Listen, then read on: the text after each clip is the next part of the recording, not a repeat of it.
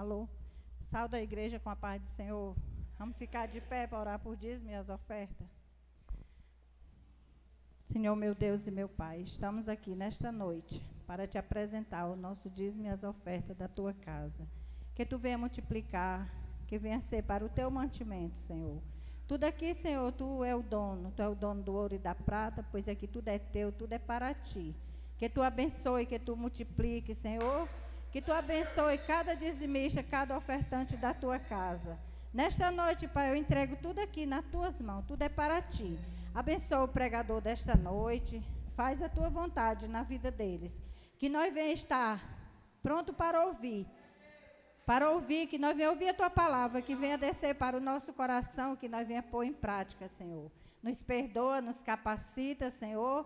Olha para nós com teu olhar de Pai. Nesta noite, Pai, é o que nós te oramos e te agradecemos. Amém.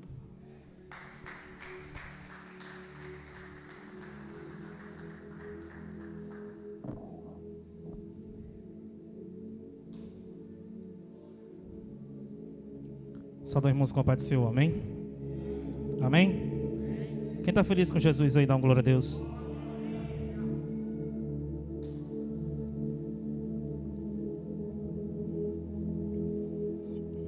Confesso aos irmãos que não estou com a minha garganta muito boa desde ontem, mas nós vamos aqui para tentar meditar na palavra de Deus. Você que trouxe sua Bíblia, em nome de Jesus, abra aí na epístola escrita por Paulo, enviadas aos Filipenses, carta de Paulo, enviada aos Filipenses, capítulo de número 4. Filipenses, capítulo de número 4.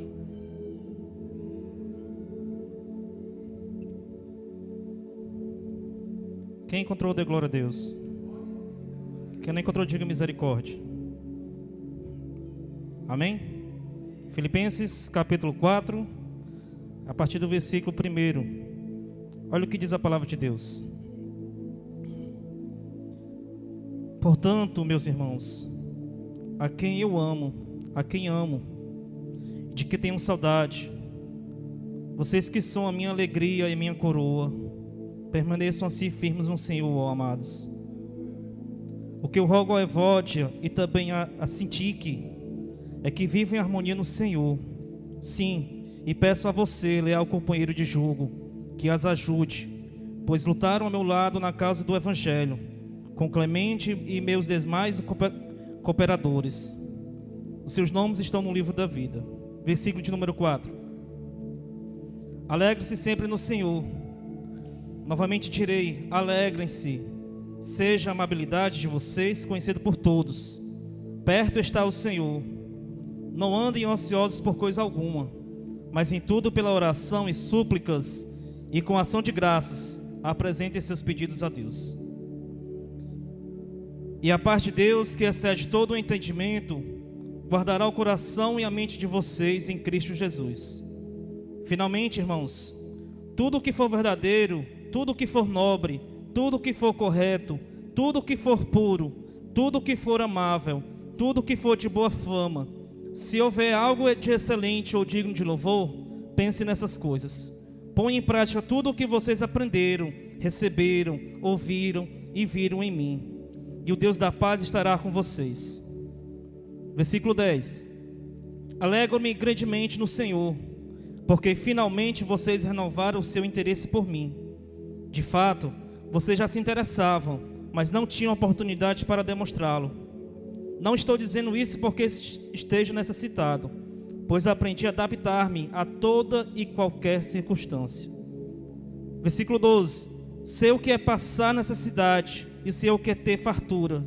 Aprendi o segredo de viver contente em toda e qualquer situação, seja bem alimentado, seja com fome, tenho muito ou passando necessidade. Tudo posso naquele que me fortalece. Antes de você se assentar, diga assim comigo: tudo posso naquele que me fortalece.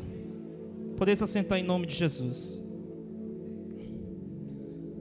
Quando nós falamos, eu estava meditando desde ontem, quando eu fui incumbido de trazer essa mensagem para a igreja, E aí eu estava meditando o dia todo hoje, lendo e relendo e estudando, para que eu pudesse tentar trazer uma pequena mensagem para a igreja. Não foi fácil eu estar aqui, não foi fácil talvez eu falar por causa da minha dor de garganta, mas Deus sabe de todas as coisas. Toda a honra e toda a glória seja dada a Ele. Quando nós falamos do apóstolo Paulo teria todas as circunstâncias para desistir da retidão a Deus, todas, que você possa imaginar. E em Filipenses capítulo 4, Paulo vem nos ensinar aos moradores de Filipe a se alegrar.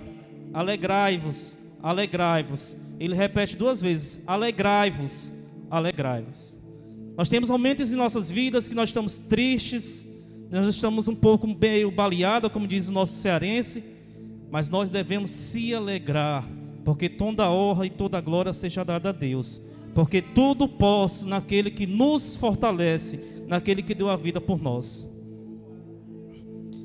E aí, ele poderia muito bem reclamar, ele poderia muito bem ficar triste, mas não. Ele fez o que? Ele pregou, ele orou e cantou louvores a Deus. Por isso que Paulo ele estava alegre. Teve momentos conturbados, teve, mas ele não foi de ficar triste, e apenas orava e buscava a presença de Deus. E é isso que nós devemos fazer: alegrai-vos, para que a gente vença todas as provas. Alegrai-vos para que a gente saia de todas as circunstâncias que nós estamos passando. Nós devemos se alegrar. E aí eu estava procurando sobre prisões, e Paulo ele passou muitas prisões ao longo do trajeto que ele percorreu. Ele ficou preso em Filipos, que está narrado em Atos 16, versículo 23. Ele ficou preso em Jerusalém, que está narrado em Atos 21, versículo 33. Ele também ficou preso em Cesareia, onde está narrado em Atos 23, versículo 23.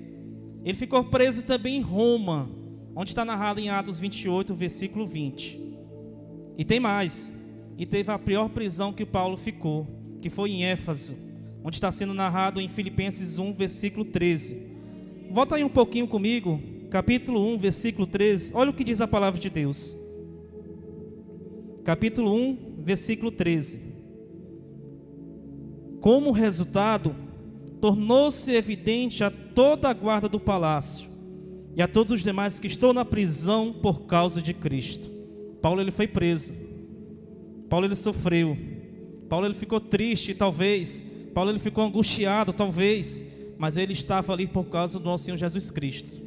E cabe a nós, como igreja, se levantar, sair desse momento difícil que nós estamos passando. Mas como posso fazer isso? Buscando, orando, adorando, louvando e agradecendo o nome do nosso Senhor Jesus, que Ele há de fazer todas as coisas em nossas vidas. E a pior prisão que Paulo ele estava foi mesmo em Éfeso, como citei um pouco tempo atrás aí, que foi narrado em versículo 13 no capítulo 1. E nesse momento aí ele ficou aprisionado, sofreu duras torturas. Ele chegou até talvez perder a esperança de sobreviver àquelas duras castigos que ele sofreu. Mas ele sempre estava ali, confiante no nosso Senhor Jesus.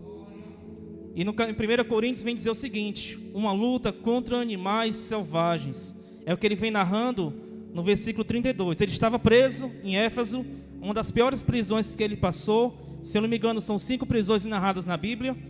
E a gente vê que ele não desistiu da luta dele. Ele não desistiu de servir a Cristo. Ele não desistiu ao servir, de seguir os passos e o caminho do nosso Senhor Jesus Cristo.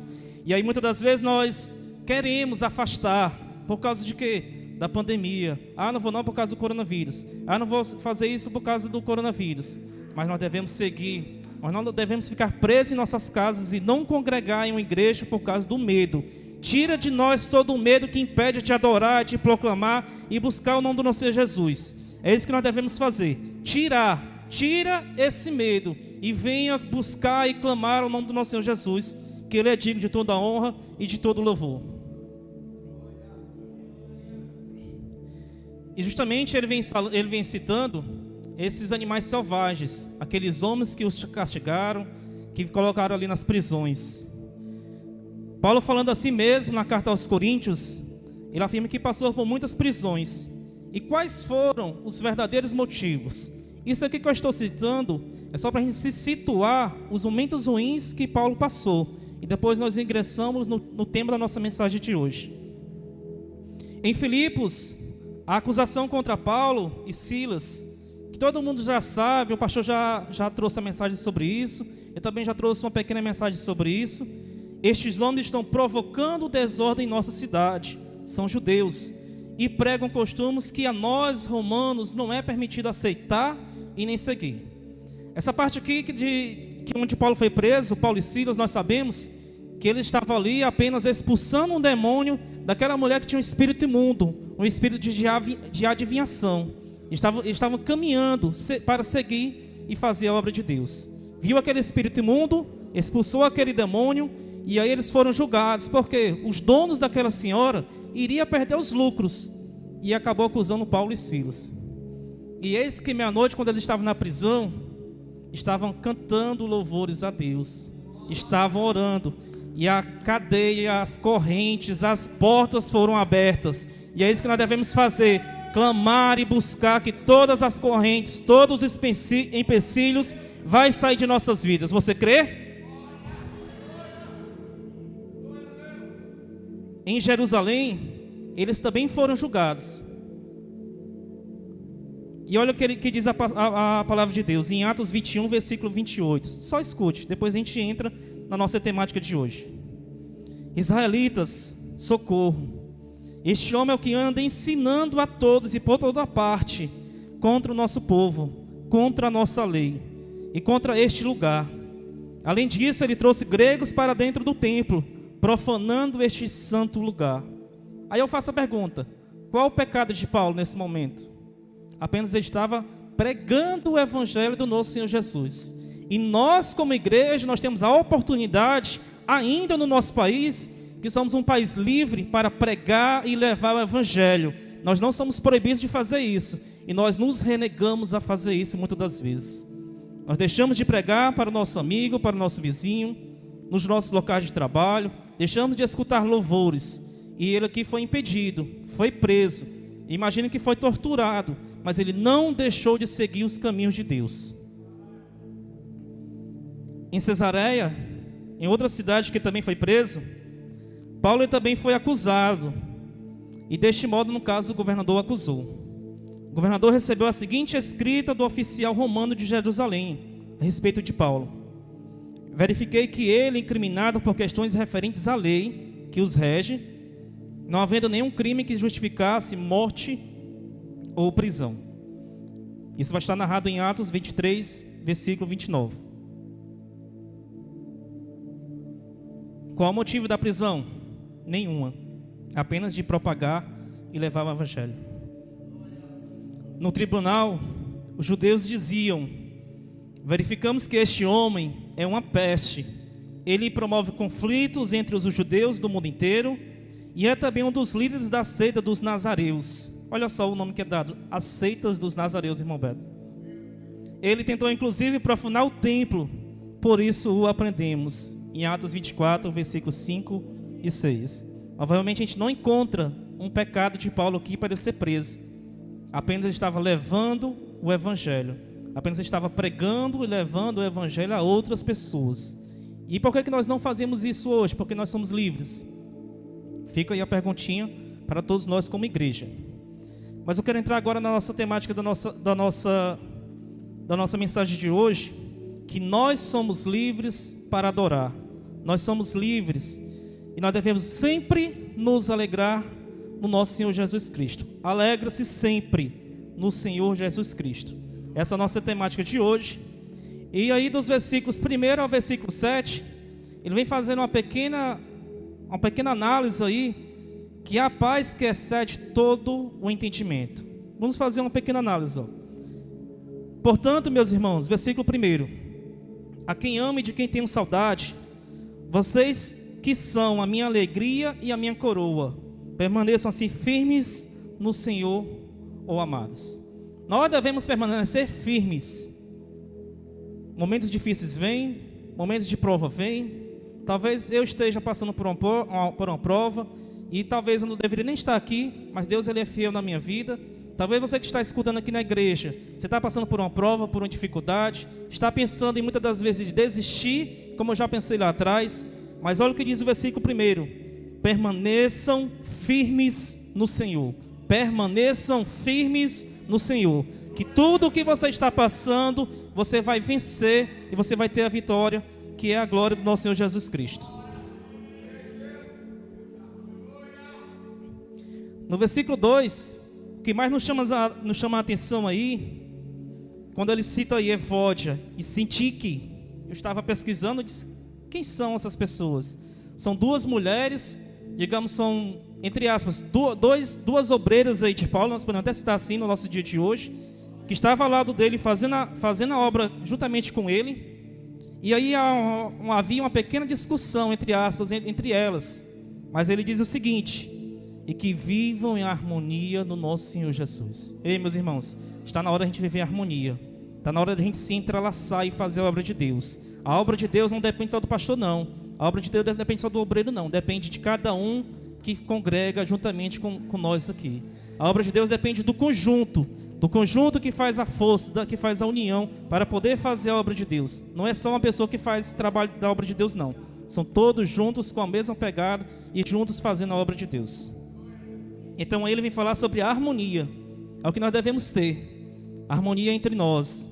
Eu quero o bem do Leandrinho, eu quero o bem do Wallace Levi, quero o bem do Darlan, quero o bem de todo mundo. Isso que é harmonia. A gente querer o bem do próximo, querer o crescimento do próximo, querer que o próximo viva bem, querer que o próximo cresça espiritualmente. Esse é o desejo que nós vamos ter quando nós vivemos em harmonia com o nosso irmão.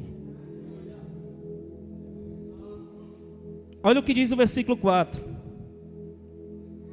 Alegrem-se sempre no Senhor. Novamente direi, alegrem-se. Então aí ele vem citar para a gente sempre se alegrar. Momentos vêm bons, momentos ruins. A gente pode até dizer que nós vivemos às vezes como uma onda no mar, momentos bons e momentos ruins, momentos bons e momentos ruins, às vezes muitos momentos bons, mas nós devemos sempre alegrar, porque se você acordou amanhã, que pertence a Deus, você deve se alegrar. Se você tem apenas algo simples, você deve se alegrar e nunca murmurar contra Deus, porque Ele sabe de todas as coisas. E isso que nós passamos, é isso que Paulo passou. Ele foi provado, ele foi ali feito tudo aquilo que ele passou, para justamente ser provado e vencer todas as circunstâncias que foi impostas naquele momento. Olha o que diz o versículo 5. Seja a amabilidade de vocês conhecida por todos. Perto está o Senhor. Essa amabilidade é o que muitas pessoas olham para nós e ficam dizendo o seguinte: você, irmão, fica olhando para você com outro olhar, porque você não tem aquela impureza, aquele ódio dentro do seu coração. Momentos de raivas vêm, mas não é ódio, é totalmente diferente uma coisa da outra. Mas nós devemos sempre ser pessoas amáveis, estender a mão ao próximo, orar por uma pessoa que está necessitando. E algumas das vezes eu estou na escola e eu acabo orando por algumas pessoas que estão passando por momentos difíceis. Então eu também sou um canal de Deus. E eu acho que Deus está capacitando cada um de nós para fazer isso. Seja em casa, seja no nosso vizinho da esquerda, da direita, da frente ou de trás. Mas que nós devemos ser esse canal de amor com o próximo. Porque Ele já nos amou primeiro e deixou seu Filho lá na cruz do Calvário para tirar os nossos pecados e dar a nós a salvação eterna. Olha o que diz o versículo 6. Não andem ansiosos por coisa alguma, viu? Mas em tudo, pela oração e súplicas e com a ação de graças, apresenta seus pedidos a Deus.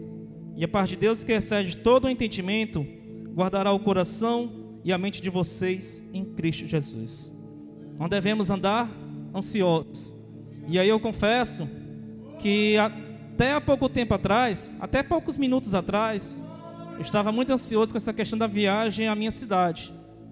Porque Deus sabe de todas as dificuldades que nós temos enfrentado para levar essa viagem missionária àquela cidade. Deus sabe de todas as batalhas. Desde quando a gente fechou, irmão Beto, o inimigo está tentando se levantar. Mas eu creio que na vitória do nosso Senhor Jesus Cristo, que Ele é digno de toda a honra, Ele sabe de todas as coisas, e Ele vai nos dar a vitória no nome santo de Jesus. Eu vou tentar enxugar um pouco mais, porque eu acredito que a hora não vai dar tempo eu falar sobre tudo. Mas o segundo tópico que eu quero citar para a igreja, que é passando pela prova cantando louvores. Nós vamos passando pela prova, dando glória a Deus, cantando louvores. Você pode dar glória a Deus aí? Paulo, ele não se abatia em meio às várias provocações que ele enfrentava. Pelo contrário, ele passava pela prova cantando louvores. Na própria prisão de Filipos, estando com os pés presos no tronco, Paulo e Silas estavam fazendo o quê? Orando e cantando a Deus. Orando e cantando a Deus. E todas as correntes foram quebradas, todo ali eles foram soltos, e muitas pessoas foram salvas por causa daquele momento, porque Deus ele foi com eles também naquela noite. Em Romanos, capítulo 5, versículo 3 e 4, o mesmo Paulo ainda diz: e não somente isto, mas também nos gloriamos nas próprias tribulações, sabendo que a tribulação produz perseverança, e a perseverança experiência, e a experiência esperança, no nome santo do nosso Senhor Jesus. Então tudo que nós passamos, tribulação, aflição, ele vai gerar esperança no nome santo de Jesus. A esperança por dias melhores, a esperança para tentar convidar outras pessoas, a esperança de tentar fazer com que outras pessoas sejam salvas. A esperança é que vai nos preencher quando nós passamos por provas, por perseverança, que vai criar a experiência e que nós vamos ter a esperança de dias melhores no nome do santo do nosso Senhor Jesus. É a esperança. Então, se você está com um momento difícil, cante louvor, porque a prisão pode ser liberta no nome santo de Jesus. Terceiro tópico: a alegria no Senhor nos dá contentamento. O que na verdade é contentamento? Se você fizer uma busca no dicionário, ele vai ser um estado de felicidade. Eu estou contente, eu estou feliz. E aí Paulo ele vem explicando isso justamente no versículo 10. Leia comigo, igreja. Alegro-me grandemente no Senhor, porque finalmente vocês renovaram o seu interesse por mim. De fato, vocês já se interessavam, mas não tinham a oportunidade para demonstrá-lo. Não estou dizendo isso porque esteja necessitado, pois aprendi a adaptar-me em toda e qualquer circunstância. Então, quando nós falamos desse versículo 10, nós devemos sempre nos alegrar, devemos sempre ficar felizes. Tem momentos ruins? Tem momentos muito ruins? Tem. Mas alegre-se, porque Deus ele vai dar fortaleza, vai dar esperança para cada um de nós. Deus é o nosso firme fundamento para as nossas vidas. Ele é a nossa fonte de esperança inesgotável para que a gente vença as nossas batalhas. E aí uma lição para a gente aprender sobre o contentamento é justamente quando o nosso coração está passando por momentos difíceis.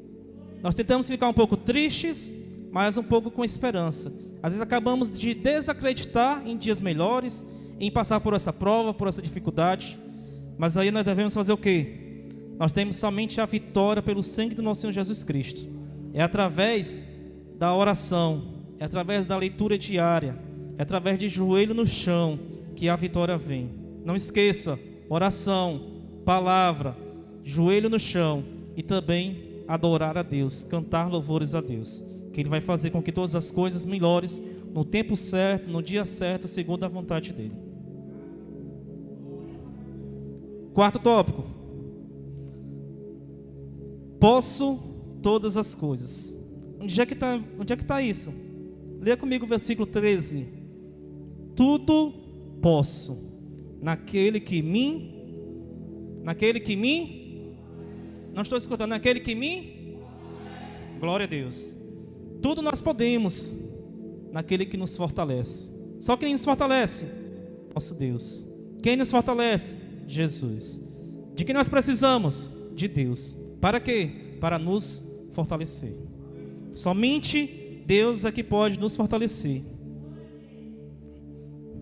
E nesse contexto aí, Paulo está querendo nos ensinar a sermos pessoas satisfeitas em todos os cenários de nossas vidas. Sejamos satisfeitos. Se a gente tem, não estou discriminando, tá? Se a gente tem só apenas o arroz, o feijão e o ovo, sejamos satisfeitos, porque nós temos o que comer. E muitas pessoas que estão lá na escola, às vezes reclamam porque a merenda é apenas um suco, é com bolacha, isso e aquilo. Eu chego para a pessoa e digo assim: muitos aí afora não tem nem sequer um suco para beber, e você tem. Então, em todas as circunstâncias, você agradeça, você esteja satisfeito pelo que Deus deu naquele dia, para que Ele possa preencher também o seu interior. Seja grato. A gratidão é uma das principais ferramentas que, a meu ver, do cristão. Sejamos pessoas gratas.